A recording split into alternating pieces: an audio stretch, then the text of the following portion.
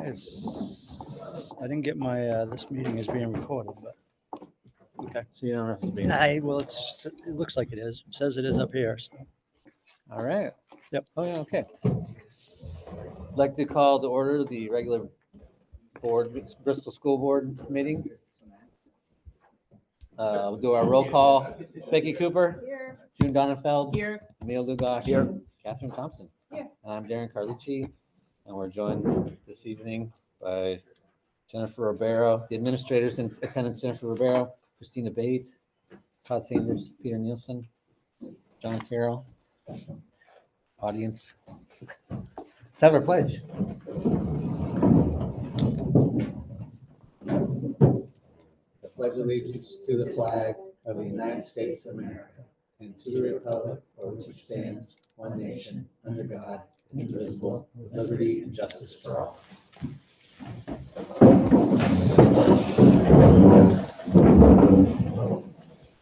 Any agenda adjustments? Yep, I've added to the agenda the 2024-2025 school calendar. The other boards are getting it all in the month of May, but you meet so late now with the adjustments of the board meeting schedule, you'd almost be meeting, it's almost June. 25, So, 26? Yeah, 20, 25, 26. 25, 26, Yeah, okay. 25, 26. So I'm bringing it to you a little bit earlier. perfect. Any other agenda adjustments? Hearing none, move on to our public comment. Any public comment? All right, thank you.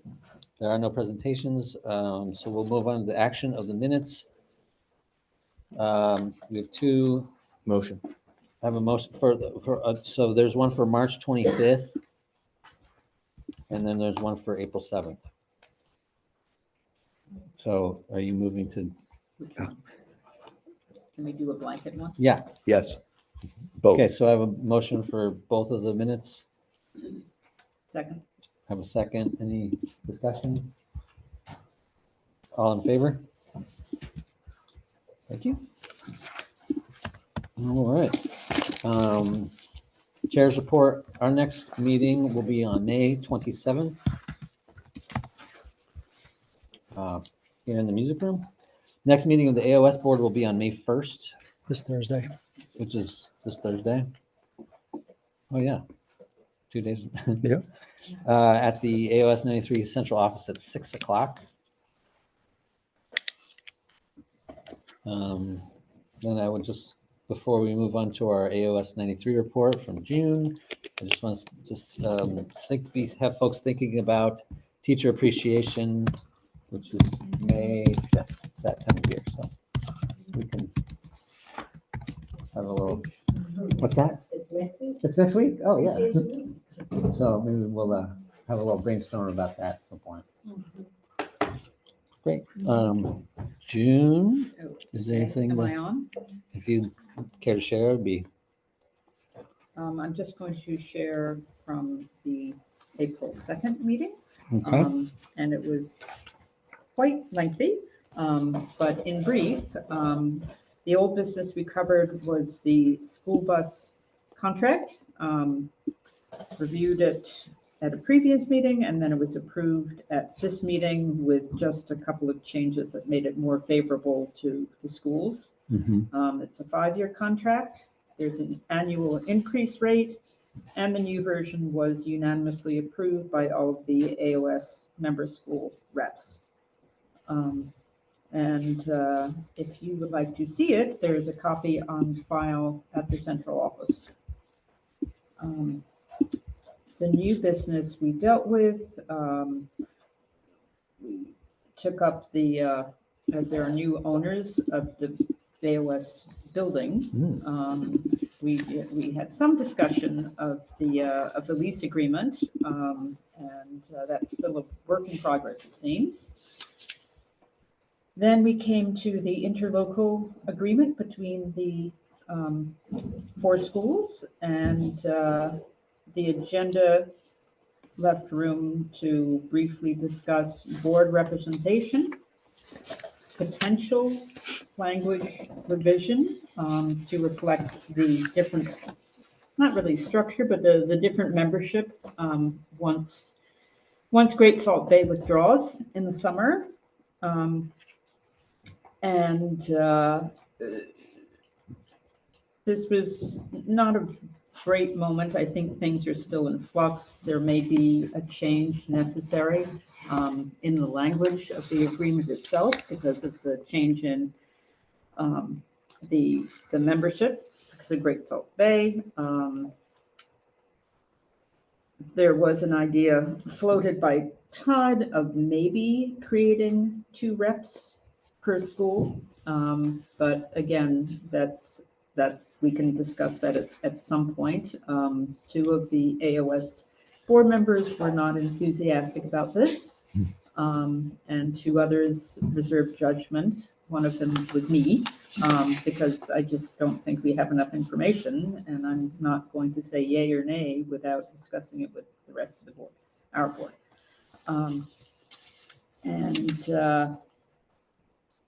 The next item was something called moving forward. So obviously, what the AOS may look like in the future. And so we briefly discussed how we might go about strategic planning, or just the need for strategic planning, period, and the need to take a look at the programming and services that are currently provided. And again, nothing was decided. It was just introduced as a collection of points we might want to consider moving forward for the AOS. Oh, and one, I guess, important thing to note, just to finish up, South Bristol, as represented by Christian Coates, would like to see a set of structured goals for the AOS, which is a great idea.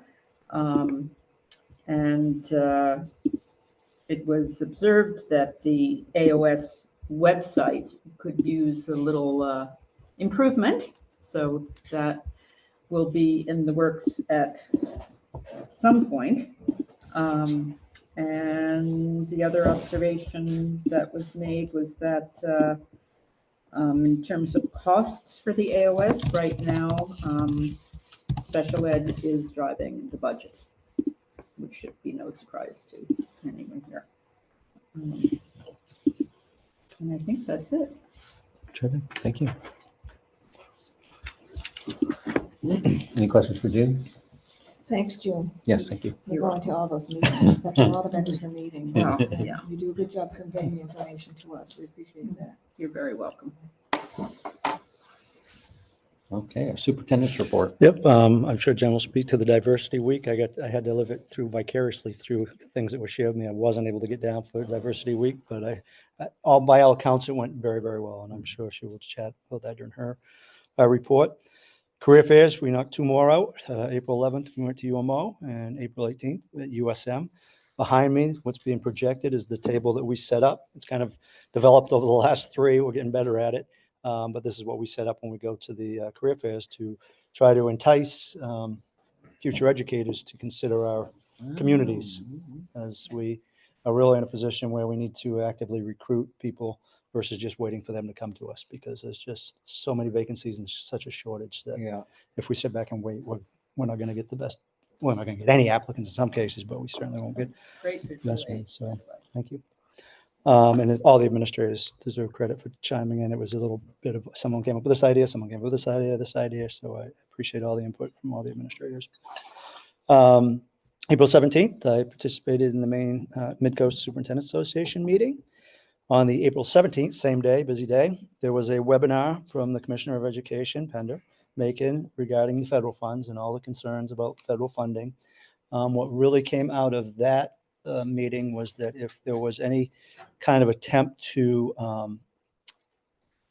prevent federal funding from coming in because of the Title IX issue with the MPA, it would really be such a fine focus that it would be targeted just to federal finances that align with the MPA.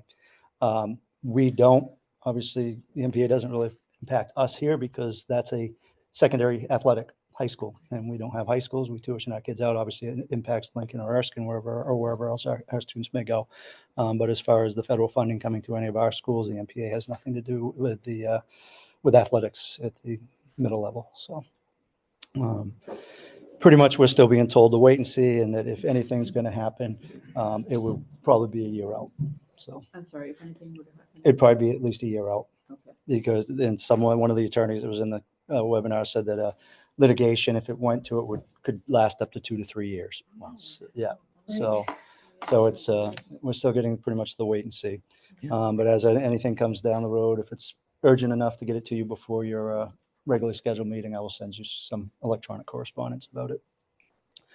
And then I make you all aware that we have registered for a Drummond Woodson virtual training on May 20th from 9 o'clock to 11 o'clock at the central office. It's navigating school policy in 2025. And I know with the policies that you have in front of you, some of you had questions about that. So if anybody's free that morning and would like to come and join us to participate in that webinar, you are more than welcome. And I would encourage you to. 20th of May, Sorry, I missed that. It's held. central office, conference room, Time, 9 o'clock. 9 o'clock. About 2 hours is what we've been told. And I will send out a reminder a week or so before it, just so you, just to remind people about it. Does it require a sign up? Or you Nope. can- We signed up as a group, as a district. Okay, thank you. All right, thank you. Thank you. Any questions for Todd? Hearing none. We'll move on to the principal's report, which is in your packet, of course. Thank you, Jennifer. Hi. Been a while. Yeah. Managing. Yeah, well, April. everybody's smart. We're playing for a day, right? Yeah, It's weird that, Yes. This last week of the month for a board meeting after it being the first for. So long. Yeah. Anyway,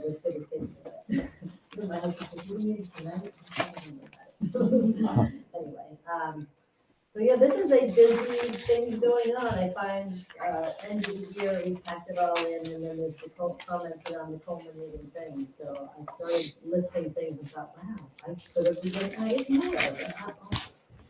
We'll celebrate them at the next meeting. So enrollment, keeping a pulse on things, we have our pre-K open house Friday, May 9th. So we'll get to meet in person these families that can bring the kiddos to come and check out our programming.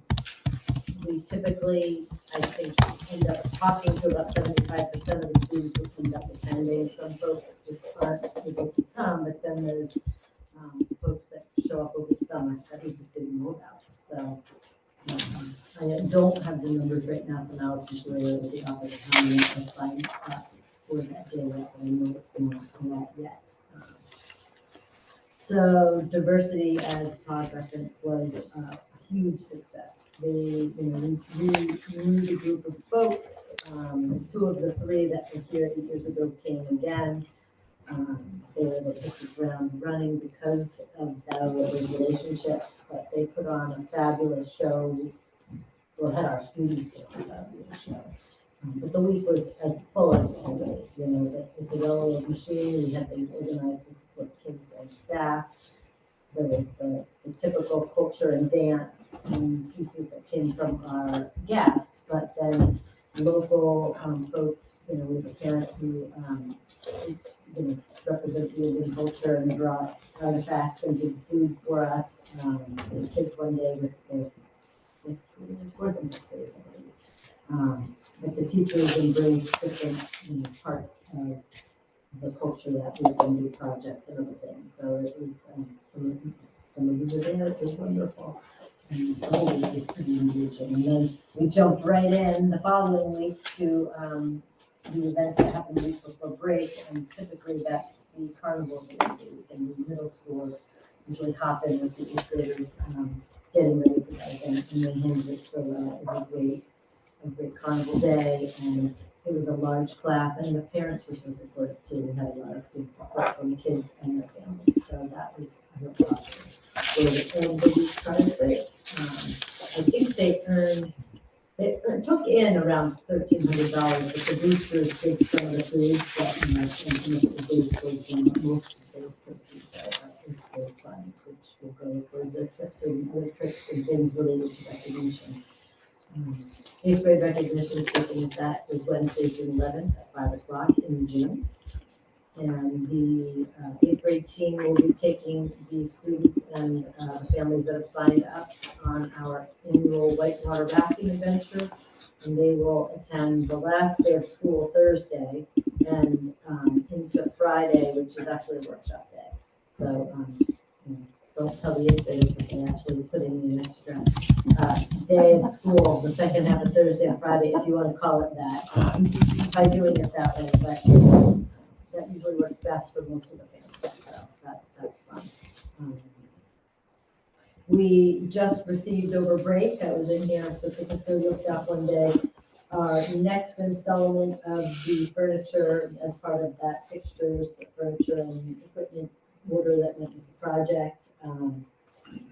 So this one I think is the last one that was major, and here's an example of one of the desks. We had to purchase desks for one of the new rooms, or for two of the new rooms, and then chairs for 2 rooms, things, a couple additional bookcases, as an example of one of those in storage units. And then the order that was the big part of this one was the conference room furniture and the whiteboards and corkboards. So we knew that the new rooms would need them, but until we moved in and saw how that was going to play out, it was really hard to know how many. So that all got installed over great by the company that we ordered from, puts it together and puts it all up. So if there's any issues, they're right there to deal with it, as opposed to having it show up in boxes and having it just go to the stuff and manage if something isn't right. So Nice. that company's been great to work with. So that went very well. Unfortunately, for the music room, it gets the where do we put it in the meantime as we shuffle the new in and the stuff we've been band-aiding to use in the meantime. Right. So it'll still be a busy summer of what's being saved, what's really needed, and having to store things that are worth saving for when the enrollment fluctuates. So like custodial stuff loves me. Yes, you do need to put it in the basement, but we'll figure it out. Anyway, the last thing we're waiting for is a tech room order, which has been placed, for furniture for that space. We had already purchased items for the cafeteria, so the tables are in storage still, but we have them already. And then the last remaining items for the kitchen, storage racks and such are also just ordered. So those materials will be here. I'm guessing some of them will be here very soon, some before the end of the year.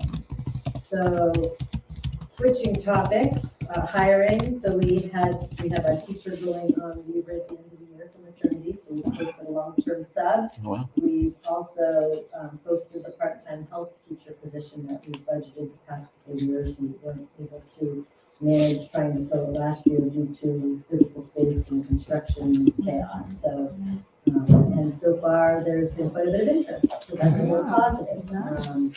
We haven't released applications yet, but between emails, because some people will email first and say describe part-time, we can specific questions. So that's been great. Our plan is to have 40% teacher, but we aren't committed to 2 days versus 3 part-time. We're pretty flexible with that. The right candidate will hopefully find a way to make it work. So, and then unfortunately, we need a music teacher again. And Fergus has announced that she she made a choice to find another position nearby because of geography. She lives further from here than is really a good fit for her long term. So she regretfully let me know. It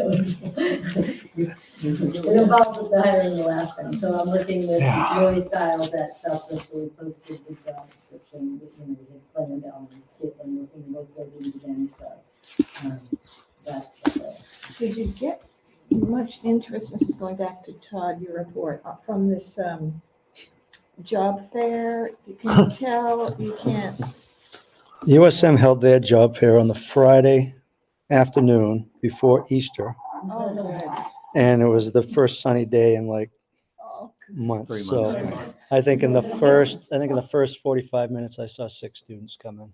Oh, wow. But it so went to Farmington. The Farmington hard was, part is it the K-12 fair? So Right. there were a number of people that would come to our table with like, oh, I'm getting a 7-12. So Yep. it's like, Oh, yeah. okay, well, they could do middle level. I think there were French teachers that came to the Yep. table, no, we're just decaying, so, but you hope word of mouth works, right? And it just put the fact that they talked to Jen and that they can put a face with the building. And we got about a dozen, I think, between a dozen and 15 resumes from Farmington. Got about 10 from Orono. And got very few at USM. And the organizer of the USM one said, yeah, that was probably not the best of timing. So they'll be doing it a different time next year. Yeah, it helps us to know who the contacts at the universities are, so that when you have postings, you can kind of know who to send it to, not just sideways world or. Or student teaching. If there are students in education programs from this geographical area, to be able to get them to come back and do student teaching here, we get their foot in the door as well. Jennifer, I have a quick question about the health teacher position. Is this, what grades does it cover? Like all So the focus, so we would, it's pre-K to 8. However, what we will do is have our guidance counselor, our nurse, our social worker, and our this position will kind of collaborate on who's going to cover which parts. Some things are definitely health teacher topics. some are Right, guidance topics. And in absence of a health teacher position, some of those other things have been covered.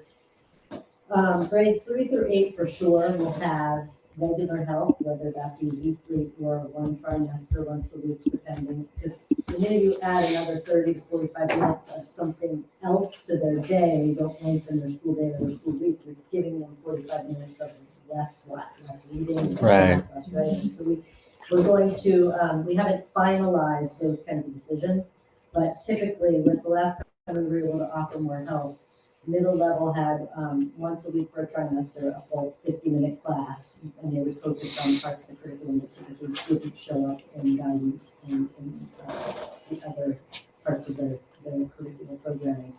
And we do the same model for 3-5, and we may or may not do much with pre-K to 2 because a lot of that, I think there will be some key units that a health teacher would do.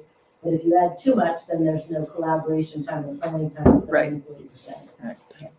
So I think it'll be a little bit of a puzzle there, but certainly 3rd through 8th grade will get minimum a class a week for the trimester or something of that nature. And we'll pick units where it makes the most sense. And why again was the French teacher leaving, or the music teacher leaving? I'm sorry. geography, right? She the commute basically based on where she lives. Distance from home. Oh, okay. So So, we're but not on the way to anything. but otherwise we're fully staffed, right? I mean, there's no ed tech positions that are needed. We still could use, so not everybody has formally told me they're not returning, but I do know the other ed tech not returning. Okay. So I will repost soon. And I think the one in schools is still there. Okay. So we put the ad, so before break, the health teacher position and the long-term sub were in the Lincoln County meeting.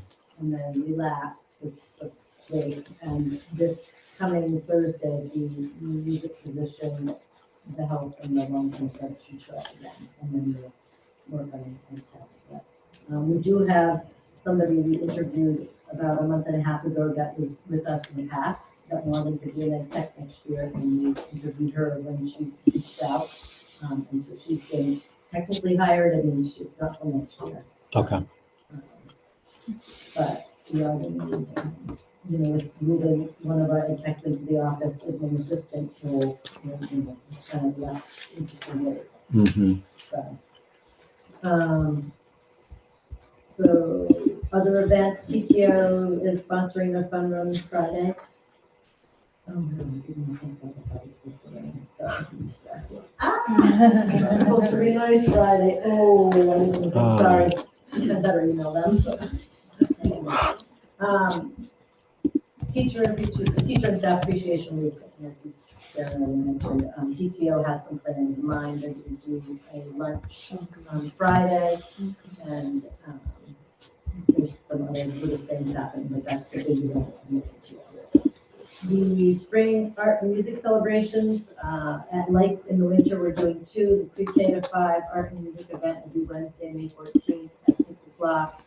And And then the middle school band and chorus is scheduled for Thursday, May 22nd. The reason the time has a question mark is there's a home game here that day. Trying to find a day that both the music teacher and both schools can do a concert here and there isn't a game is tricky and the facilities are available. So we figured given the number of students that would be in the band and chorus and present, it makes sense. We just want to make sure we schedule it. We need enough, so I'll double check with the coaches and how long we give them money. The team that's coming will be on all those little things and say, hey, let's have it at 6:15 or 6:30, and that's our goal. Okay. So the same day as the concert is our Bikes for Books assemblies, where Mason will be here to present all the winners of bikes, helmets, and book gift certificates. The afternoon of May 22nd, we run a grade 4 to 8 assembly first, and then a pre-K to 3 assembly second.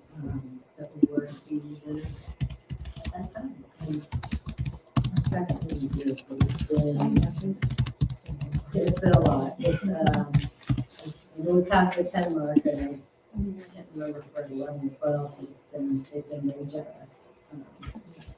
Other things going on under academic rigor, we're working on our summer school planning. I actually just learned yesterday that we applied for the grant that had been written and passed by Tara, and even before that, I remember doing them years ago, the reallocated Title I grant.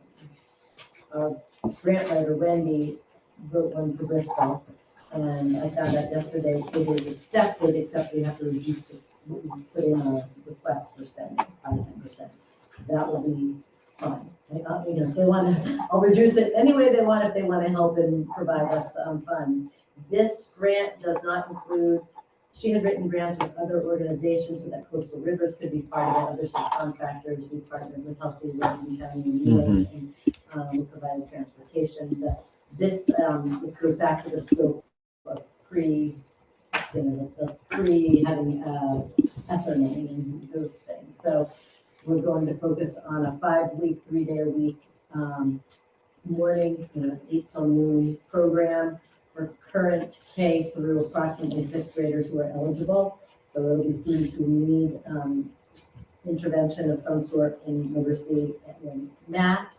And then part of it will also have some hands-on crafts or science or tech to have a rotation that's a little less than just the traditional academics to kind of keep it engaging and provide some other opportunities that are more social learning than just reading and math. So that's the plan. We're working on identifying the students. It's students who already qualify for some sort of intervention to be our first group that we'll invite. Jennifer, I have a quick question. That 10% that you were being asked to reduce, you can reduce that as you see fit, right? Yes, so Wendy and I of- have already emailed around reducing a little bit of the number of hours of prep time for some of the staffing we had put in, and we're not buying any materials. We'll use the materials we already own and not buy more intervention materials. And if we need them, in the budget that was passed in March at town meeting, there was summer school funding because we never know that this is going to happen. Some of the schools in the AOS didn't even qualify to apply this year because of the rules of the grant. We were eligible, so at any time we might not be eligible. So we'll tap into the funds in that to buy materials if we need to. Because that's kind of the So you'll be able to serve the same number of kids that you had anticipated. This would actually, I suspect will serve a very similar number for the academic summer school. Right, Because right. there were 2 different plans last year. Yeah. Right. That's the hope. The number of staff doing academic instruction is planned as the same, so we can accommodate this. And it will be here for the school. Yes. So, other things, we have the spring testing window opened actually the week before break started. We chose not to start our end of year assessment that early. We will start next week with the math and reading assessment for grades 3 through 8, and then grade 5 and grade 8 take the science, the state science test as well. So it starts to all of a sudden hit the futures between field trips, end of year Yeah. events, coming back after break, and then you look at what's left, and then you add the assessment on and what flies by. So grade 6 is going to participate in the party routes again. It was something we did last year with that grade level, and they come here. And they're doing 6 one-hour sessions with our kids.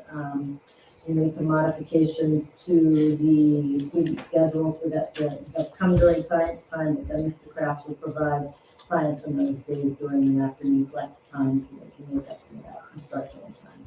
So that was great of him to be flexible for us to accommodate that for the kids. And that starts this week. Yes. And then Camp Kiev for grade 7. The tradition lives on. It's great. And we've all got clever and said if it's not 5 full days, let's start on a Tuesday and go to Friday rather than Monday to Thursday and expect them all to come to school Friday after being away all week. Just because it's the second year starting on Tuesday, it makes much more sense. And it gives you the Monday to make sure they've got their gear and the plan. So that will be happening soon. And then grade 3, 4, 5 is participating in Maine Seaweed Week. I think if you watch the news, it's been on the news a little. I think for more broadly, it happens this week. They're doing it next week, and they're partnering with a couple different. They have some plans in place. I think Ms. Mitchenbatz went for training this summer or this fall related to this program, and so she jumped right on board and got her team, the 3-4-5 team involved, and we got some fundings planned mainly for that group, but we'll see if we can spread it out a little coming up.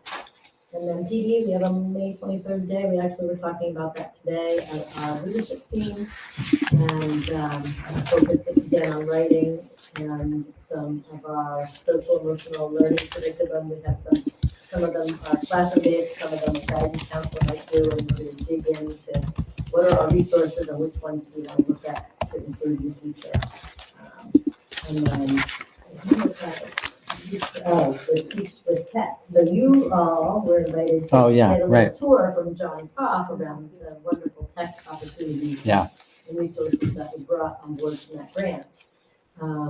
He hasn't done the same thing for all the staff yet. And certain staff no way because he's working with them directly, like they, individually. But I thought, how about a little show and tell for the whole crew when they're all getting in one place. So we'll do that on we'll do that either the staff time or the workshop time, just so everybody gets a little taste of what's available. Inspiration and stuff. Very, very new tools of just enhancing learning and using new tools. So, yeah, those are our plans. Yeah, wow. Thank you. Thank you. Any questions for Jennifer? All right. Let's move on to our finance report from Peter. All right, so I've given everybody a copy of what is called, well, it doesn't actually say it here, but my PDF is titled the FY25 BCS Projected Close. Okay, so what this finance report we have here now is it's taken everything out of APTA fund that I would normally give you at the end of the month, for the end of the month of March. And then Jen and I met April 9th and reviewed that together and looked at all the things that still needed to be actioned, such as the cash and lieu being paid, which we pay in May, June, the stipends that get paid, all the game official pays for the spring sports and things like that. And also looked at every line in the budget to see did she ever intend to spend all the pre-K supplies that she had budgeted or not, and the regular instruction supplies and the sped supplies. So I went through the whole thing. Looking at that closely also caused me to check a number of encumbrances, and we found some encumbrances that weren't right on some salaries and things, and I corrected as many of those as I could identify. And we looked really closely at certain things that allowed us to make some adjustments in how the reporting was happening. And then Jen and I met with John Carroll on April 17th, and we went through all the facilities needs and projected needs for the rest of the year and into the segue into the next fiscal year and what we planned for FY26, what we had planned for FY25, what we've learned since we put the budget together, and and worked on a number of projections for how the facilities budget will close. And then I went through and, put all that into this. So what it says here is year-to-date encumbrances, which is usually just the purchase orders we have in the system and the encumbered payroll. Now also includes all the projected expenses that we have all rolled into encumbrances. So this is what we intend to do. Now, there are two errors in this report that I discovered after I printed it, and I'm aware of them, and they cancel each other out, so that was the good news. But the cost set, the other instruction, budget category number 4, did not total properly, and therefore it throws off my bottom number by $52,000. So we have $52,000 less there. But I also noticed that I knew this, I just didn't know how to fix it yet because we have to do some research and payroll lines. We're way over encumbered in administrative assistance by about $50,000. So those two things that I can identify that are in this document cancel each other out to the bottom line number.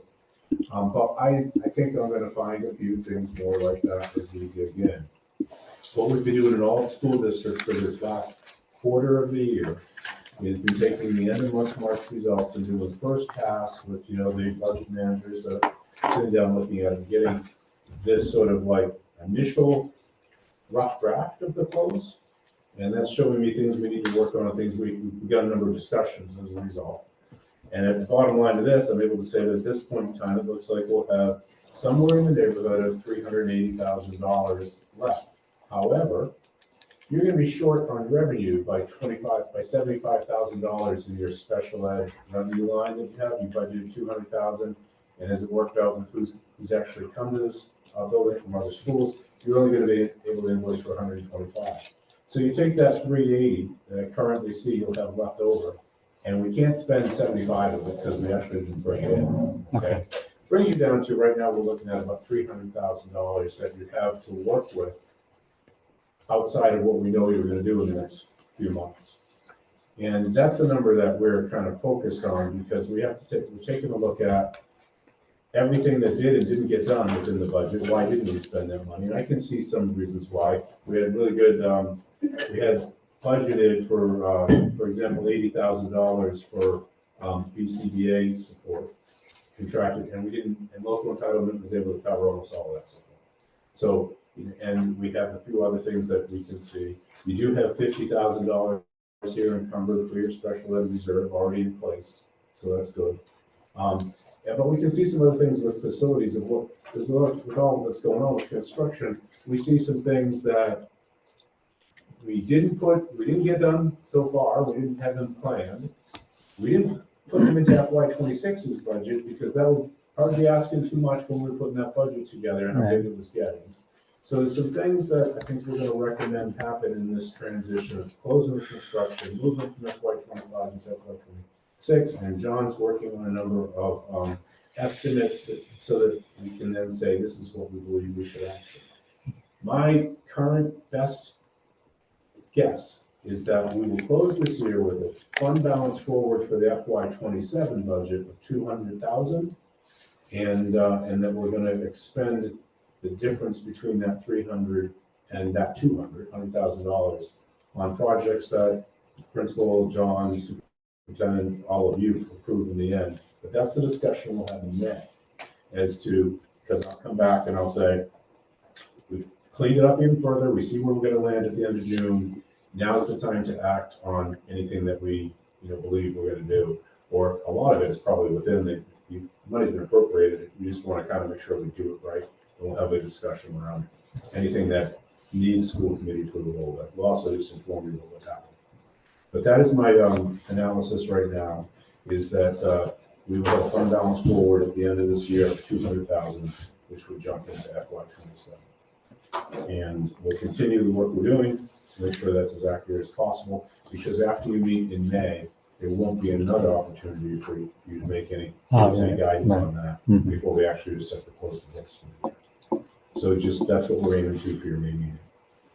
It's a good place to be, considering the fact that we had a lot of, that we didn't achieve all that revenue, and that we had a lot of them. We had a new CBA, new support staff agreement, and a number of other things that popped up on us. And to still have a couple $100,000 roll forward after what we've been through is actually, it's not as good as we've done other years, but I think that the budget committee was thinking that maybe those numbers were getting too high anyway. So this is actually a very good place for everybody. I think the budget committee would be happy to see that we're actually spending the money that we're appropriating, and that we still have a chunk of change to go forward. That is my finance. Nice, thank you. Any, what's the report on the audit? I It's done. honestly don't hear, when I gave everything to the Brewers, last fall to get FY 23 and 24 going, they quickly knocked out by February, Great Salt Bay, Green Madeira, and Scott and Newcastle.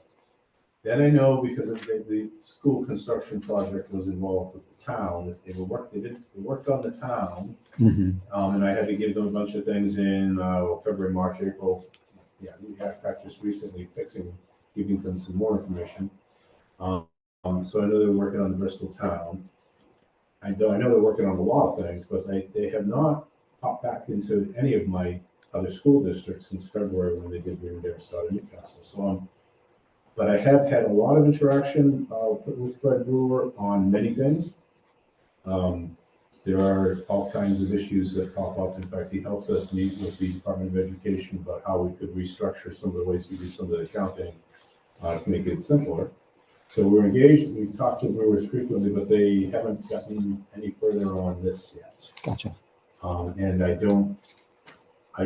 it's just the same situation. They're busy as can be, and I trust their judgment in their own triage of how to get this stuff done. But I am getting a little bit concerned that I had hoped that by May we would have all these 4 school districts done, and not having any indication in the beginning of May that any of them are ready is giving me pause. I had hoped that by the time we do budgets next year, they'd be caught up on all 23, 24, and even 25. Right. At this point, I think they might be caught up on 24 by then, but I think that it's going to take a while to get through all that they're backed up on. And that's consistent with what I'm hearing from people in my role all around the state. I know one school district not too far from here that's losing a $1.9 million referendum that was passed by the town because they can't provide their audits to back up the loan. So even though the town voted to do it, they just can't, they don't have the audits. So they're being impacted significantly because that project, that 1.9, matched the federal grant of the that they lose. Oh, man. So I understand what we're up against in it, and I don't, and I know the dangers that it can create. There are other school districts that among the AOS that may have to borrow, and I'm worried about them running into the same thing if we don't get caught up. So I'm not just saying that I know it's not something to just dismiss and say, oh, well, they'll get there someday. Right. I don't have any control over the situation, and neither do they because they're working as hard as they can. Their only control is to keep doing what they're doing, and they're doing it. So that's all I have for you. Thank you. Any other questions for Peter? Okay, I have Yeah, one, just okay. a dummy math question. So the $200,000 that approximately that we should end up with at the end of this year, am I right? You said it would go towards the FY 27? Yeah, it leapfrogs because we won't actually have, before COVID, when the auditors get all backed up and they're still working their way on it, we would get an audit completed at just not enough time to be able to count on that money for the year we're budgeting. Oh, okay, So it goes to a couple of years ahead. okay. So for example, the current year we're in FY 25, our fund balance forward came from the end of FY 23. What we budgeted on for next year, FY 26, came from FY 24. This year's goes to FY 27 and on and on and on. Got it, thank you. Yep, that makes sense. Peter, could you please refresh my memory about the requirements in Maine for auditing firms that audit public schools? Is that also the problem? Am I misunderstanding? In other words, you can't just use any old auditing firm. You have to use one which is state approved for public education? Maybe. Let me explain a little bit further. There are firms that specialize in private private sector accounting audits, and they work for businesses and they audit their books. And then there are firms that are willing to do government work. That's both towns and schools, and probably a bunch of other things that I'm not thinking about right now because I don't think of towns and schools, but they do government entities, the state gets audited. So those are firms that have decided to specialize in government audits, and the Brewers are one of those that have been doing it for a couple of generations who are here. Those firms are less and less. It's a harder job than being a private sector accountant. There's more rules to make sure that everybody's keeping track of, and there's more issues and politics involved. So it has not been an attractive area for people coming out of school with the accounting degrees needed for the CPAs to get into. It's a hard job. And therefore, there are less and less businesses offering those services all the time. So those businesses there's a huge market. And down over in Camden, we had a company that basically said, we can't staff enough people to do all the audits that we're obligated to, so we have to drop 15% of our customers, and we dropped Camden as one of those and some others. And I did an RFP for new auditors, and nobody applied. Nobody Right. wanted it. So we had to, one of the school committee members said, I actually have a friend who does some, let me go talk to him. That's the only way Camden was able to kind of keep getting audited. There's an article about this in the Bangor Daily News. I think I shared it. Yes. And it's a problem statewide, not just for schools, but for municipalities and other government entities. One of the drivers is the labor shortage in Maine. The way these firms work is that a lot of auditing firms, they bring in a lot of young kids right out of school, and who have to kind of like pay their dues by working 14-hour days, going through data. Those kids aren't there anymore. They leave Maine. And the University of Maine shut down its public administration master's degree in accounting a while ago. And we are in a significant crisis for government auditors in Maine at this time. And is it also a less lucrative line of work than private sector auditing, or it just? I don't know how much money they make, but it's harder work. Right. And so therefore I would think it was probably less lucrative, and also you're asking school committees to come up with and taxpayers to come up with the funds to pay you. So it's got to be harder than asking a very profitable business to make sure they're getting all their, profits tracked well. So we're in a bind. The other thing is when COVID happened and all that COVID money moved through, it triggered a federal audit called a single audit. That if you receive more than so much federal funding, you have to have not only your audits you've been getting all these years, but another audit that reports on all your federal expenses and everything. So the amount of work that everybody had to do was difficult. When I met with Fred Brewer and Todd there and Lindsay and a few other people on my team, we met with 3 or 4 people from the State Department of Finance. We had a remote call. And we showed them everything that we have to do for the AOS with all the interlocal billing we do for shared staff. You have a number of people on your budget that work at all the other schools, and we have to do all this invoicing. We share all kinds of software, and everybody gets charged for it. And we had grants and more grants all the time. We have a construction project. We have all that we still have being audited, Compass and Pathways regional programs. And it was interesting because I looked at all this, and I called this meeting and wanted the state and the auditors to look at where we are and how complicated the accounting is that we have, and say, as we move forward in a new AOS, where there's only 4 MSUs, is there a way we can simplify all this? Because if we have to go by all your rules for an AOS, that results in this insane tangled knot of accounting. And Fred Brewer said, a few sentences said a lot. He said to the Director of Finance at DOE, I've been auditing the AOS since 1999. Every year, every single year, it has gotten more and more complicated, such that now it is just a impossible task to get the audits done in a timely way.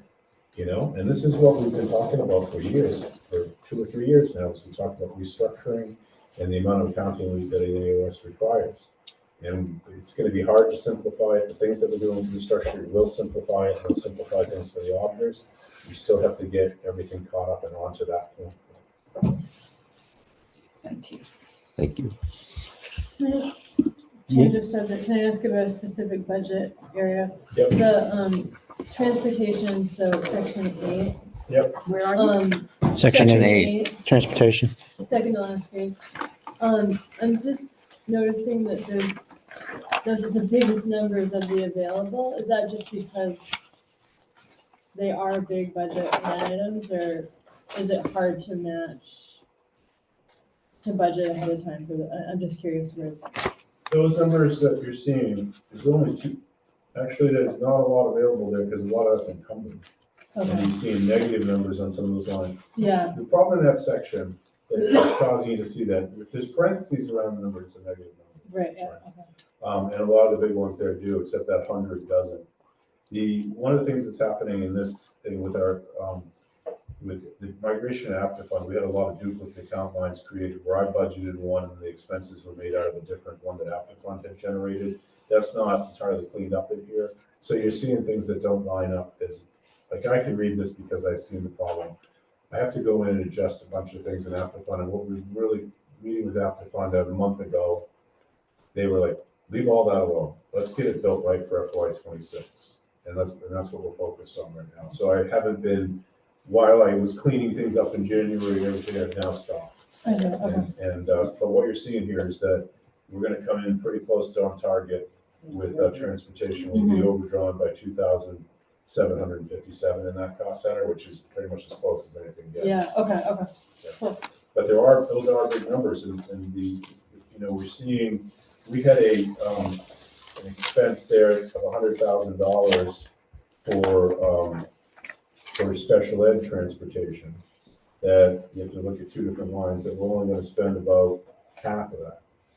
Okay, if you look at the 100,000 and you see a zero budget below it, and then the 100,000 says the actual is zero, but the zero budget says we've spent 36 and have, or 38 and have 9 encumbered. You see that?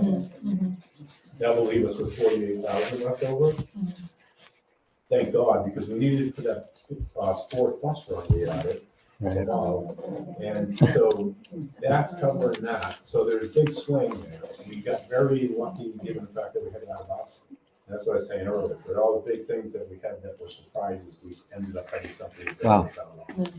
And that's what happened there. But when next year, when this is all, when there's only one line for each account line, you'll be able to see that more clearly. It shouldn't be like this. Gotcha. Thanks. Good question. All right. Could I ask a question about the subject? Is it, Change the subject. right, is it the board or is it Peter? I mean, okay, well, I mean, can you ask that to Peter after, or? Please. Right. After, Trying to follow the protocol, so, thank you. Facilities and maintenance report. John Carroll. So renovation update, the cafeteria and kitchen are between 75 and 80% complete. The floors are in, ceilings are in, the 2 new bathrooms are done. They're installing kitchen equipment now. Most of it's hooked up, we'll have to have plunge taken in, restart all the gas equipment, goes like code. The walk-in refrigerators are in and up and running. So we're working on shelving and getting the supply area squared away and office area squared away for the kitchen staff. So I can't give you a date when it will actually be ready, but they are 75 to 80%. They are moving along. The exterior building, there's some work to be done. We had to wait until monsoon rains are let up, so. We've got some tiring to do and some concrete to repair and stuff like that, but that is ongoing. Painting of the front of the building is going to happen fairly soon. They really were anxious to get at it the other day, and yesterday and today when it was Blown. unbelievably nice out, but you gotta be able to get the subs in to do it. Mm-hmm. The other thing is there's some insulating that has to be done in the kitchen around the hood. There was some changes that were made last minute.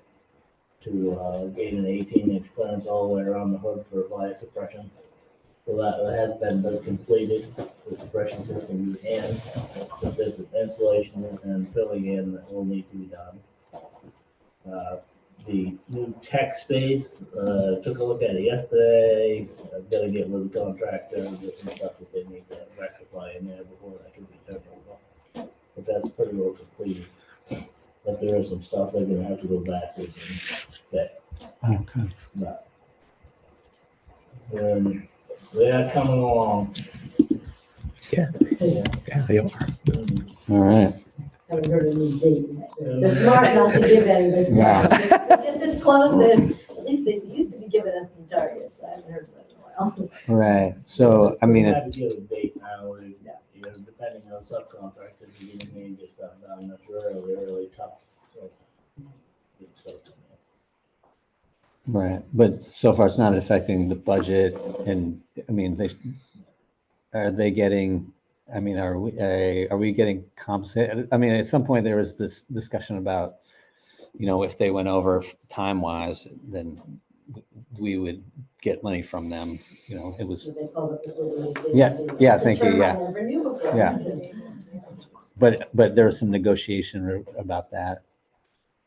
There's some negotiations about it, I'm not sure where it stands right now. Okay. They are over their timeline, so they are into liquidated damages. Okay. I'm not sure where it stands. Yeah, that's the negotiation between us and Delta and something. Okay. Okay, so no date. So that means there's this opening ceremony that's on the, we don't have a date for that. We don't have a date for that yet. Can't have a date No. if you don't have a place to show people yet. Right. That's the hard part. Like, you can't show it in the cafeteria and kitchen, you Right. don't know when you can. I guess my question to folks is, we already established, I feel like at one of the meetings, that it wouldn't be appropriate to bring the public in the classroom and kids in the Right, session. We didn't right. really manage that. 'Cause we Right. don't have space in the class. So then you're looking at an afternoon. Mm-hmm. So then you have to figure out who are the two people that have to be present and look at calendars, or when you predict the earliest it would be ready enough to do it. So you can start looking at June. Right? I don't know who we talk to about making sure the key people are available, because those, end up being graduations, weddings, funerals, all that stuff happens Right. a lot on weekends, but then weeknights, this district has a lot of these key people who have meetings. You don't Right. want to do it in the summer. I know. Right. Maybe the next fall, when everything is in place for back to school, might be a better kickoff. to- Open to what That, you all think. But do staff need to be here? I mean, could the board do something? My guess is, once we have a plan for timing and some basic parameters around how we want to celebrate it, and there's some obviously really like things to do with it, really try to make it, Right. and who's there, we would then engage some, student ambassadors who are willing to be part of it in some way. And, part of that's based on knowing family can get them there to be at school time, representatives. And then staff members, I was actually talking to John Koff today and said, well, the tech space is part of the newer spaces, if we want some representation from Right. the middle school team, because that's the wing, that's, that kind of thing. But that we can work on once we have a date and plan. Okay. Could we do it like along with the first, like teacher day before school starts? You have a couple days there. Could we squeeze it in there maybe? Oh, you mean like August? Yes, Yeah. and obviously, the custodial staff has the building ready to go. The school, yeah, but the So in teacher, general, the yeah. school and the physical plant will be in tip-top shape, not just the new place, but Right. everything. So that timeframe, you wouldn't want to do it in the middle of summer, because you're usually carrying the other part of the building Right. apart to do a deep cleaning and stuff, and you Yeah, just from all that You slide in there. construction dirt that sort of got whipped around. Okay. So yeah, if it's not done in late, mid-June, I would say if you want to hold. Just put it- Around August is late August is a better plan. I think we'll have a better understanding of completion times by the end of next week. Okay. Okay. Great. I started Thanks, looking at possible dates and, between the different graduations for Yeah. schools in the district that impact central office staff and some of the other staff divisions, as well as other big events, that I know people are involved with. It would be either late June or August, because unless it could be ready in 2 weeks, and that's not happening. Gotcha. Even if we are in, we won't look like we've been in yet. Yeah. Yeah. We've been.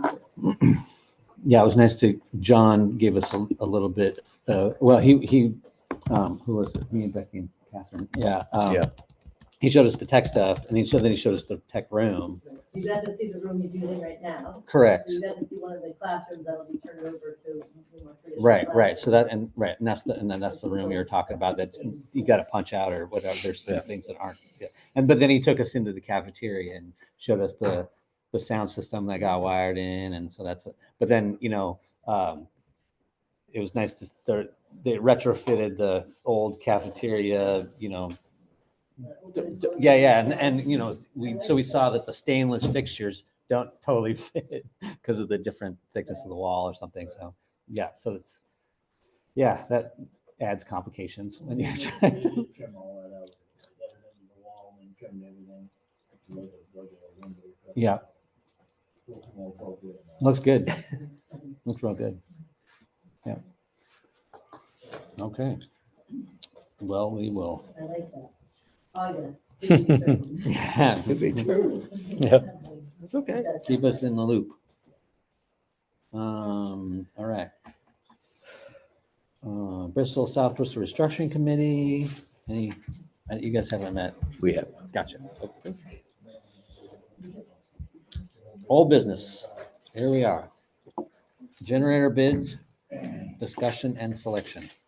Okay, so I have provided a document that Dovetail created for you. Yeah. And you can see it's dated just a few days ago. This is all very current.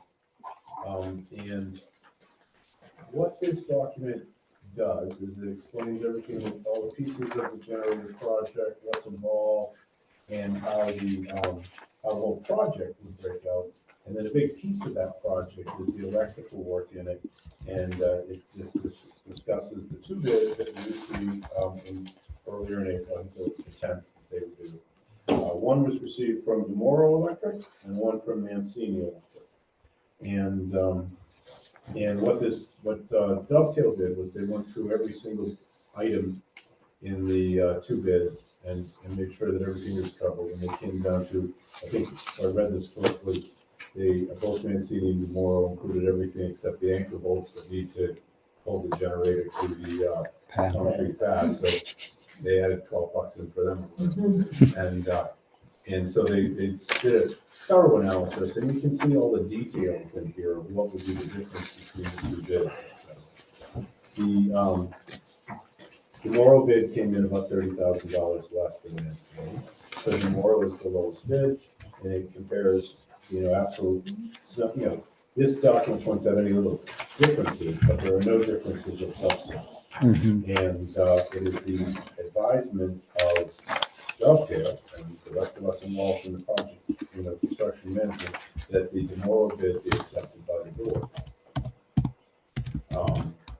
That's not the only thing that's involved in getting a generator. Right. And so DeMoro's bid of $143,421.92 is just one piece. The generator itself, the current quote we have is for $131,500 for the generator. And then site work, Hanley gave us an estimate of $18,255. And we did put that up to bid, et cetera. Nobody else bid on that. So $18,255 is Hanley's estimate. And you can see the rest of the expenses, $50 for a state permit, $2,500, which we had done for the electrical design by Bennett Engineering, a while back. So there was something to actually bid on, et cetera. We knew we were getting the right generator, it was specified correctly, et cetera. So the whole package comes to $295,726. But pulling all those pieces together, we imagine continuing to use Dovetail beyond this is all now out of the construction project. That will finish We'll pack that up, put it away, and then this would be a new project. So we've put some project management supervision of all these pieces in here, and estimated $10,000 for that. And we haven't contracted Dovetail to do it, but that's a conversation that we could have. Does John recommend us doing that and things Right. like that? And we talked, we had a very honest conversation with Dovetail about we'll cross that bridge when it comes to it, you know, like working with you, but let's see how this falls together. And then Dovetail added, I think wisely, a 20% contingency of $61,145, which is a big chunk of change, Mhm. given the fact that there's tariffs going around talking about, Yeah. given the fact that it's a year lead time on getting one of these things, Oh, and that we just know things change, right? I think having a contingency in a budget, we're not expending that money, is right there. So you see that if we have the project management plus the contingency, it all rolls up to 366, 872. So that's the number that we would, feel very comfortable with the contingency in there. And everything's pretty accurately been, bid on and estimated. So that is where it costs to get the generator that the school committee has requested. The order of the process that would need to happen to get this in place is, one, the school committee would need to accept the DeMoro Electric bid, reject the Mancini bid, and then we would need to put a purchase order in for that generator, knowing that the lead time is somewhat unpredictable. What do you think it is, John? About 40 weeks. 40 weeks. 40 weeks. So this would be something that, you're not gonna do until like March of next year anyway, or almost this time next year, Mhm. April next year, before it's all ready to kind of like go in place. So the other discussion that would have to happen is, how you gonna fund this? Yeah. And, because you're gonna expend all your construction, this was not part of the construction project, we're not gonna spend the construction project money on it. So we talked about this, we've been talking about it all winter, and we initially thought we would take $400,000 in the FY '24 budget and cover this. We said up to 400, it's 366. And it turned out to be there's a couple wrinkles in that, so we backtracked on that, went to the public meeting and did not do that. And the advice we got from Drummond Woodson at that time was, don't do it that way, pull that out, just roll that forward. And what Drummond Woodson said is the school committee wants to buy a generator, who's better doing it with the earned interest on the loan. You've earned about $300,000 on that loan. Now, we know that the town administrator expended about $200,000 of that on some debt payments, and that there's still $200,000 there, 210 maybe. That covers a good chunk of this. Mhm. We also know that when you went into the construction project, you had approval to expend 140,000-ish on the ramp up to the construction project, and we did so in architecture and engineering. We also budgeted and explained to everyone when we put the budget together for this project, that it was our hope to return that money to the capital reserve when we were done. And we held on to that money. But the school committee retains the authority to expend that money, and you have public approval for that was done at your March 2022 meeting. So you still have the opportunity to expend that, and that's 140. So the 200 and the 140, you also have in your capital reserve 232,000, I think it is, around there, that you can access if you want to pull that lever at some point. But I actually don't think you'll need to, because between the earned interest of the 210,000 and the 140, you've got 350, and you got contingency, and you've got some other facilities money. So I think you probably have the money at your disposal to put this generator in place, half of it paid for by interest that you earned during the project, which is, in my mind, and we know that the IRS rules for municipal loans say that you must use the earned interest for the purpose that you have the loan for, which is the construction. So we know that the IRS would like you to spend that money. In fact, they don't really let you do much else with it. So you have to expend those earned interests on this, really. This is nothing, on something to finish out the construction project with. Drummond Woodson said a lot of people just buy more whiteboards and furniture, but you have something I think more substantial that you should look at to do with that line. That is the path I would take, and that is the actual Drummond Woodson advice on how to purchase this generator. None of that requires any board action at this point, because the earned interest is the school committee's discretion to expend, and it's sitting in the bank, and nobody should be touching that money. And the capital reserve money, we know you would have to explain back to the town that the budgets everybody put together 2 or 3 years ago, we wanted to put that money back in. We see a use for it now. You're going to do that. Mm-hmm. The rest of it's, change. Yeah.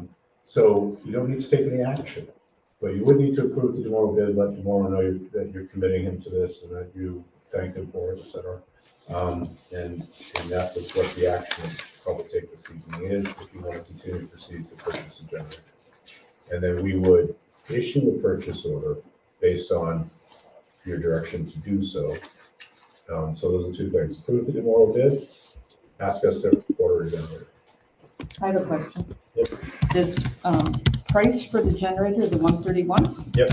Is that a locked-in price?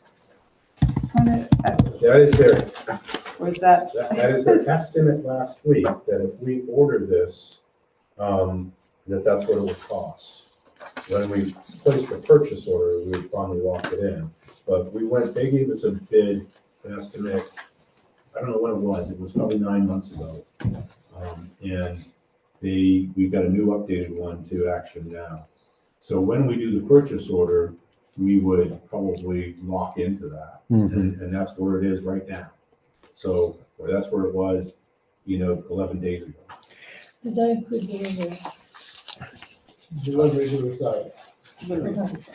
And I noticed there are, Part of the bid is to pick it up and put it on the pad after the pad is finished. Okay. So one gets it to the parking lot, the other picks it up and puts it on the pad. So the 131 includes delivery to the The store? parking lot. But there's another big step after that. Right. Yeah. Yeah. And so that's equipment placement, that's that line, is the Yeah, crane exactly. putting it on the location. That was 131 for a particular product from this Power Products Systems? It's actually a Blue Star generator. Okay. We got prices from 2 different companies, or 3 different companies actually. The only one that came back really were Cummins, which is a known Yeah. generator company. Mm-hmm. And then Blue Star, which is a huge standby power company. Hmm. Like They- industrial. Industrial. So, whose engine do they use? Just perfect diesel. Perkins? Okay, cool. Personal- They're another big player. Yeah, okay. Oh, yeah. So do their units come from abroad? Everything built in the United States comes from all over the world. Cars. Cars. Parts. Right, that I knew, but I was It's just, it's yeah. made in the Midwest. The generator is actually. Okay, built so and the assembled in construction's here, but all the parts Midwest. are Parts can come. right from anywhere. hither and yon. Right, okay. The iron castings were made here. Maybe, Maybe. maybe. The Perkins diesel. Okay. Thank you. But there's about a $40,000 difference. Yeah. It's about 40,000. Fuel storage is on the, Integral to the generator, it's got a belly tank, holds Okay. 900 gallons. 900 gallons. Yeah, they say it's a 24-hour runtime, but that's at 100% load. and we Okay. never get 100%. Right. Okay. Mm-hmm. So do we know what the other bid was? Well, how much the Mancini one was? Yeah, what was the difference? It was what, I think it was 180. But it was 30 or 35 more.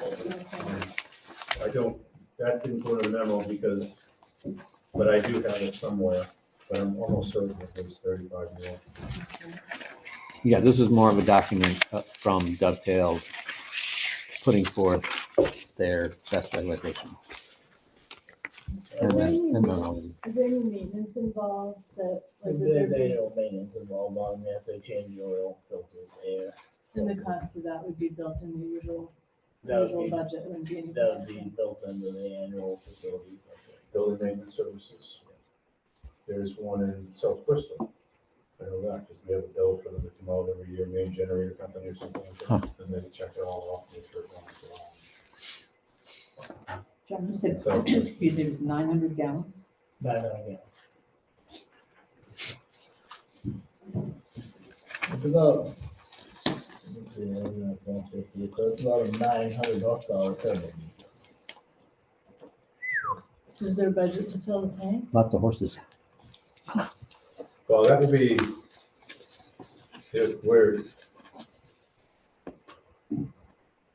we did not budget specifically on that, but when this gets in place in 46 weeks or something, we would already be putting together another budget at that point. So Right. we can budget this for FY, any maintenance and fuel would be an FY 27 budget item. If we decide to fill it with 900 gallons, which you can always put 100 gallons in it probably. But if we decide to fill it, and that's, what would that be, about $3,000, $4,000? Yeah, about 3. About $3,000. a 3,600. in the facilities budget. And maybe I can't do some fuel prices at that one too. Well, that's all of it. Yeah. John, who do we have to contract with for fuel? You can contract with anybody you want. You Right. can, put it out to bid. So you can- Who do we get? you get a code and get it. Well, They supply me. Mhm. But your annual fuel cost will not be No, extremely high because you're not gonna run it. right, you just, You're only gonna run it once. it probably self-tests, right? Yeah, you Once a you week. want it to self-test once a week. You'll start and run for half an hour and give it a 10-minute cool down, but Right. it's no load on it, so it's not burning a lot of fuel. Right. The only time you're gonna burn a lot of fuel is if it was the dead of winter and you're heating the building. Then Right. You're still Power probably only gonna use about 25% of the load. Right. So that 900 gallons is more than a 24-hour Right. period, because you're not gonna be at 100%. Jefferson has a 500 kW, that was 1,000 horsepower diesel. That one, with everything in the building running, gets up to about between 11 and 15% of the load. So you're not gonna use the amount of fuel that you think. Okay. Any other questions? Otherwise, I'd take a motion. So I make a motion that we accept tomorrow's bid. Is that the first motion? Yeah. All Second. right. And do you want to add into that and to Yeah. authorize the ordering of the generator? And authorize the ordering of the generator. Right. And I heard a second from Yeah. Emil. Any discussion? Okay, if there's no further discussion, I'll take a vote. All in favor? Motion carries. Is that 5-0? Thank you. What? 5-0. First vote. All right. New business. Thanks for your work on that. Yes, thank you. Thank you. Thank you. And thank Dovetail for us.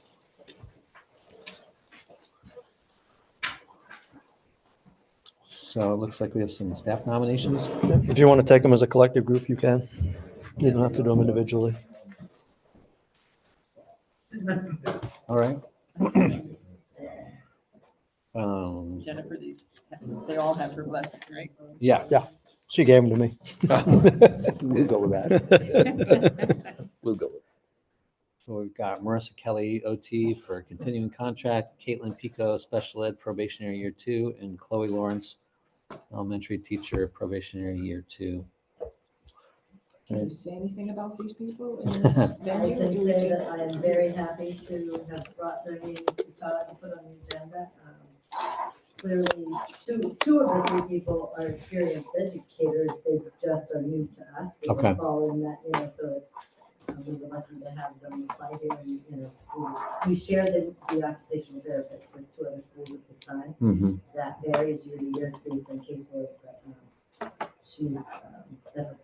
her hub is in Bristol, and then she's a special ed teacher, and she'll go into her second probationary year.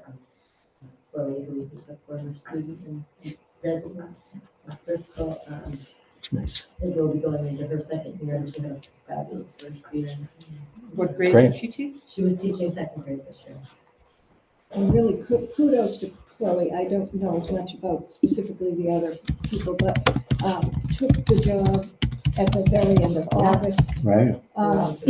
Just like had to, it's school and construction, and she is like, yep, school was like next week. She's got a little one in the family. She was taking courses, working here full time. She stepped up to the plate. And She was say a she full-time was- student finishing her program Wow. and the first year, teacher. And like you said, we hired 2 people within like a week of the first workshop day, I think. Because of just people's decisions. One of them was an opening, we didn't know that. So we were lucky, I think. You have her as a And I student? had her as a student. I know how hard working she was, if I'm allowed to say a public positive comment. She was a hard worker then, and clearly she still is.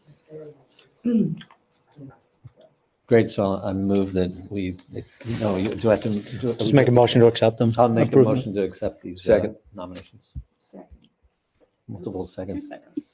Who do you want to give it to? Give it to Becky. Okay. Any discussion?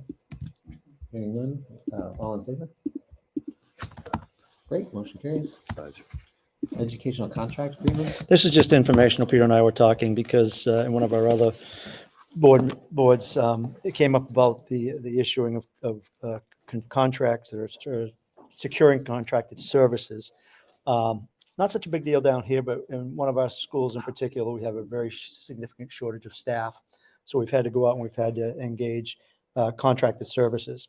We've been doing that from the central office, but as Peter said, we get into some pretty significant amounts of money. And what we're using is the funds that we have budgeted for the salaries that we can't fill to do those contracted services. But and these are things we have to act on pretty quickly. So just informational for the board is that if it ever presents itself, that is something we've been doing from central office. I don't know, Peter, if you want to chime in on that as well. Policies, if you read the policy, I think the policies were well written, anticipating the contracts we would enter into are mostly for facilities, things and things like that. And that the boards, want to be involved in selecting the contracts. But as we start doing contracted, behavioral and we're starting to realize these things aren't things that we traditionally thought we should bring before the board, because the educators and professional administrators that we have working on this stuff are essentially saying that this replaces the teachers and that you have already budgeted for, and that we have to get the job done legally, and this is what they're here to do. But being, just in my role, I want to make sure that all, T's are crossed, I's are dotted, et cetera, with legally spending money.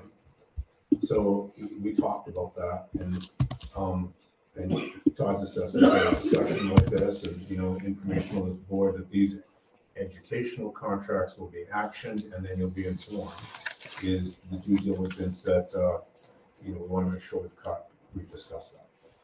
And that we will enter into, they're mostly special ed, but educational contracts as needed to fulfill the requirements of the law and the intentions of the school board within their overall budget. Mm-hmm. That's just informational. Okay, thank you.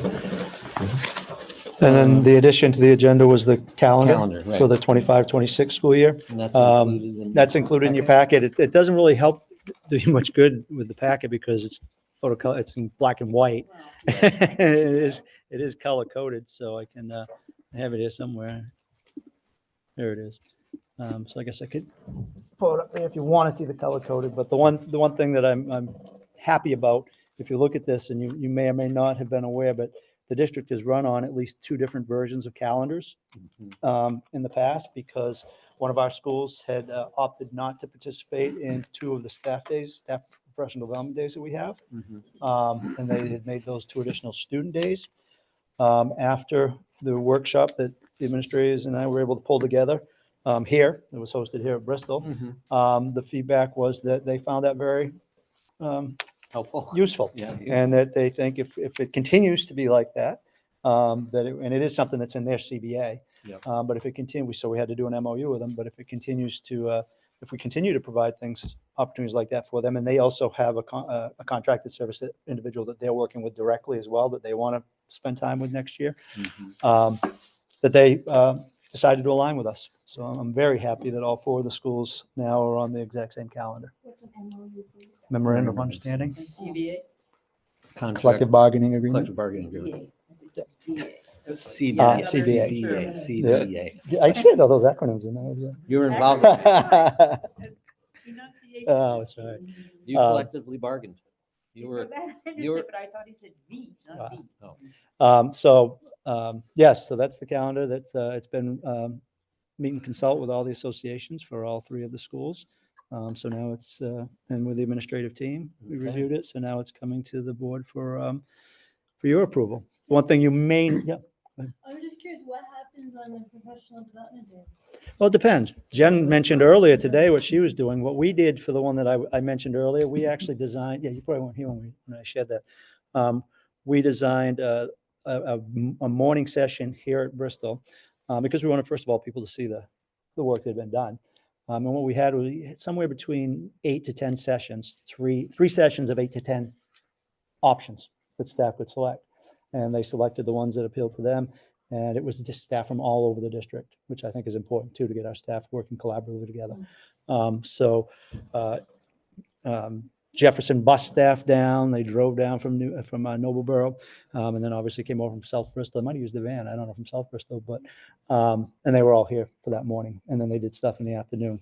Now, Jen mentioned a little earlier in her report about what the workshop day on the 23rd will look like here. If it's building-based, it really focuses on what that staff in particular needs. So Jen had identified some stuff for her staff to work on. I mentioned that another school, they're going to be spending that day with their consultant, working on climate culture and things of that nature. So it's really the school-based ones are pretty independent on what each building needs, whereas the district-wide ones will be a collective of all. What are some examples of workshops? I'm just curious, like content. So, if I look at some of the things we did the past couple of years, we purchased programming for pre-K to, well, K to 4 and then 5 to 8 for mathematics. So the companies who we purchase from provide PD for teachers, some for advanced users, some for new users. So like typically if you're choosing to buy into a program, you would really hope to have somebody from that program kind of train them. I see. So training like that, we've had training around, I think special education and Chris's expertise in helping all teachers understand de-escalation techniques and sensory needs and executive functioning, give them and kind of coach for an hour or 2 session on the skills we know the teachers need to hone in on to help meet the current needs of kids. So we do a lot of, we like to do, like Todd referenced the workshop day in March. We like to do a little bit of variety because you have people of different, job description, but you also, so you want some centering activities, but then some really focused on the individual roles. But it's also like any of us, after 2 to 3 hours on one thing, if you don't change it up, you've lost folks. Yep. So we do a mix. Some of our workshop days are work sessions, really we talked a lot about the assessment calendar and some of the assessments that we have to give students still aren't necessarily meeting the needs. We're not using the data the same way. So spending time to discuss that with the kids and come up with other options. And I think it's a chance to have all your staff together with new student obligations and that and dig into that. The administrative team meets during the summer. We meet the last day of August and the first day of July. No, is it August and July or Something. August? And I think anyway. it overlaps, but we will be meeting and end of July, 1st of August. That's what it is. And one of the things we're going to tackle is the professional development calendar. So what will that? Because when we lost our assistant superintendent position, we lost the curriculum coordinator. Oh, yeah, right. So curriculum has really been an area that needs attention. So one of the things we're going to do over the summer is we're going to try to identify common areas in need of focus, and we'll try to identify, well, the goal is to come out of there identifying each professional workshop day and what will be happening on that particular day. We were building the plan as we were flying it this year when the workshop that we did last workshop we did, That won't be the case this year.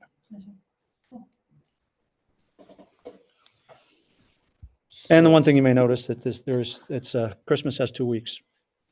What? Yep. As in- This is about as late as it can fall. One comment today, from somebody who's been in the district a long time, we both agreed, there might have only been once in 30 Yeah. years that the break gets to be that long, just because of. Oh. That's where it falls. Because of when the weekends fall. That's where the holidays fall. If we came back after the 1st of July, you become, 1st of July, first, no one would come back after the 1st of Right. July. If you came back after the 1st of January, it's a Friday. Right. So we also tried to look at, and then before the Christmas winter break, it would be a day and a half. We've done the day and a half thing before. Yeah. Sometimes that's okay. I really, it's just not. But Yeah. I will say, that day and a half can be a little more meaningful than the last day and a half of school. Yeah. That one's always A little bit more productive. Yeah. than That's some what of I the June. think. So we tried to look at that, and we also, as we did identified our professional development days, you'll look, we tried to line those around some of the holidays so that families wouldn't have to send a child back for a Monday and then have a Tuesday off. Right, So we right. put a Monday workshop day, so it's a 4-day weekend for students, families. So we try to be strategic in how we Our schedule hope these. is Nice. that the November 4th election day will not disrupt school. The Yeah. president is in the classroom, so it's not a presidential election year, so that Tuesday, November 4th is soon. So there'll Wow. be some headaches around, Parking. because we're still gonna have to run buses and let parents go through the parking lot. Yeah. So I know the town office is gonna have to swallow that logistic, because there's no way to safely get kids on that bus without running buses through buses. Right. But, We need more parking. but I'm hoping, yeah, that's another project. I might be Put that down. retired by then. But even with that 2 weeks, you see, we still scheduled right now to get out on June 12th. Okay. The only thing that's not in our calendar yet, but that it gets added later before we publish that is in the bargaining agreement with 3 Yeah. releases and for Bristol. We'll make recommendations before we publish one, let you know, so that parents know that. Great. Well, I'd move to accept this. Any discussion, questions? No? All in favor? Got it. Got it? I just cut and paste the previous one. Okay. Policies. You have in front of you 5 policies. We'll have we'll take these and do our first read on these policies, and then Yeah, the policy you have in hand are the Drummond Whitson, not Drummond Whitson, MSMA. Right. Sample policies, and these are the ones we usually go by when we start new policies. When I think I brought this to you previously. Did I bring this one to you previously? I've been in so many of my board meetings running together. If I haven't brought it to you previously, what the recommendation that originally came down was to just revert to your prior policies. The issue we ran into is people couldn't figure out what was the difference between the prior policy and Yes. these recommendations. And Not what we found out is that I think in many cases, your previous policy was not kept separate and a new policy created. I think people went into the previous policy and made the changes directly in that policy. So when you try to go back and look at the prior policy, you can't find it because the adjustments or whatever revisions were made in 22, whatever it was, were changed in the actual original Yeah. policy. So we don't have one to revert back to. Oh, gotcha. So my recommendation to all the boards now moving forward, after I told the other boards to consider doing that, it would be simple, is to go with the current policies you have in front of you, which are the MSMA ones, which do take it back. You'll see dates in there. I think they say 2020, Yeah. which take it back to where the policies would have been.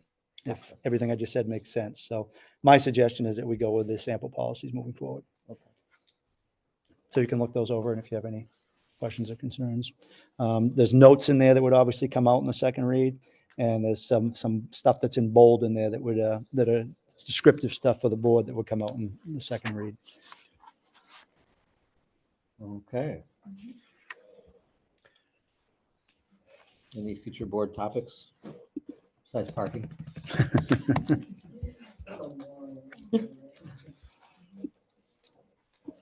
Anything?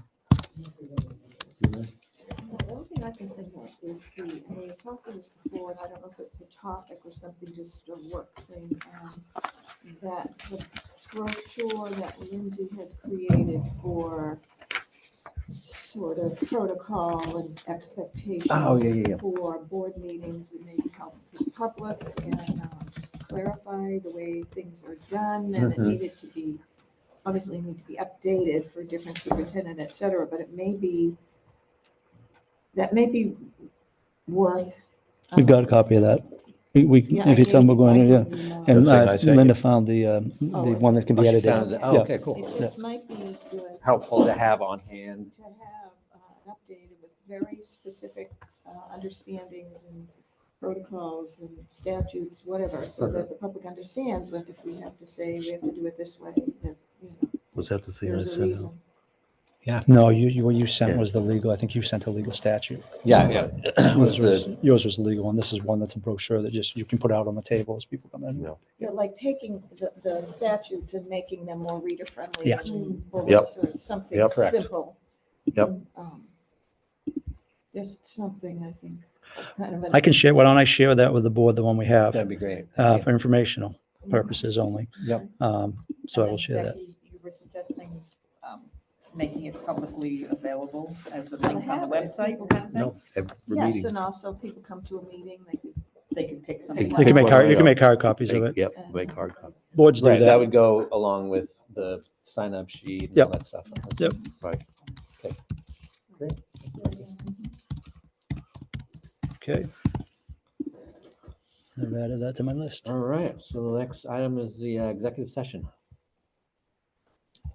So I'll make a motion for 1 MRSA subsection 4056A that we go into executive session to discuss the compensation of officials / employees / appointees.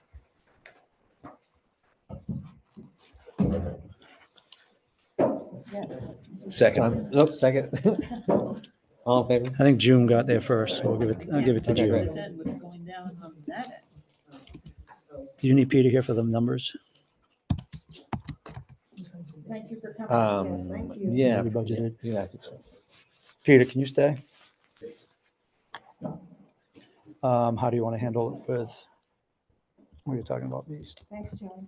You want- you want- Oh, well, not she, Yeah. I mean, yeah, so it's, she's always been here, but I Then let mean, her stay. what's that? Oh, it's the plane applies to her too. Oh, yeah.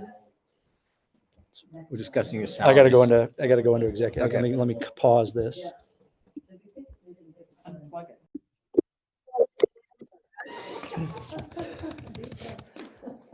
All right, we're out of executive session.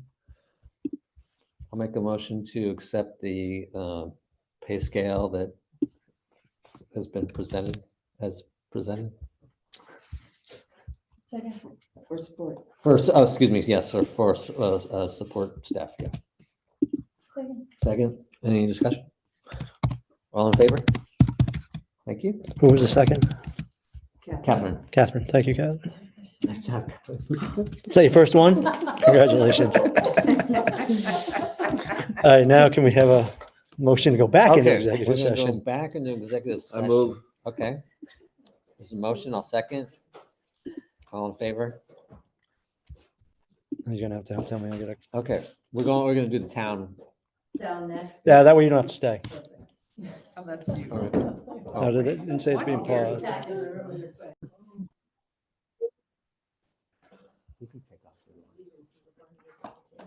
Okay, we're out of executive session. Oh, all right, we're out of executive session.